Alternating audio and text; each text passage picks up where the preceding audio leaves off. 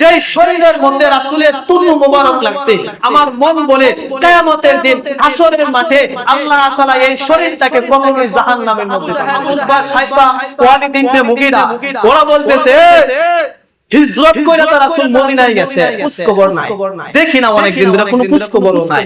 মুহাম্মদ আছে না মরছে, উরওয়া তুই যা কিয়া দেখ মুহাম্মদ আছে না মারা গেছে, মদিনায় যা।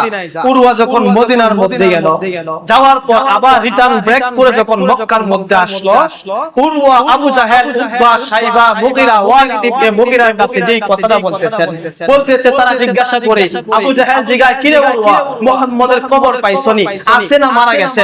উরওয়া বলে আবু জাহেল আমি যে দেখাটা দেখে আসলাম, মুহাম্মদের যে কবরটা দেখে আসলাম, মুহাম্মদের যে অস্তিত্ব দেখে আসলাম, আমি যদি তোমার কাছে বর্ণনা করি ওয়াল্লাহি আল্লাহর কসম আমার মন সাক্ষী দেয় তুমি আজকে মুসলমান হয়ে যাবে। কি দেখছস কি বল একটু কি দেখছস? উতবা সাইবা মুগীরা তারা কি দেখছস? উরওয়া বলে আমি তাকায় দেখি মুহাম্মদ লাল রঙের একটা তাঁবু থেকে বাহির হইছে। উনি যখন বাহির হইছে উনি তুতু ফালবে, মুখ থেকে তুতু ফালবে, এরকম একটা ভাব ধরলো, মুখ থেকে তুতু ফালবে।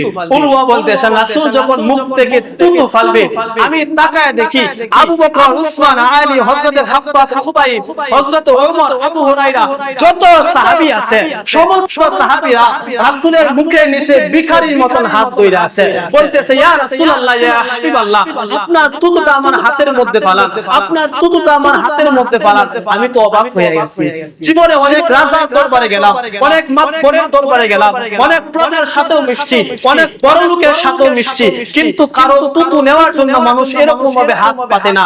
আর আমি তাকায় দেখি আবু বকর, ওমর, উসমান, আলী, খাব্বাব, খুবাইব, আবু হুরায়রা যত সাহাবী আছে সমস্ত সাহাবীরা ভিখারির মতন ভিখারির মতন হাত ধরে রাখছে, বলতেছে রাসূল তুতু আমার হাতে ফালান, হাতের মধ্যে তুতু ফালান।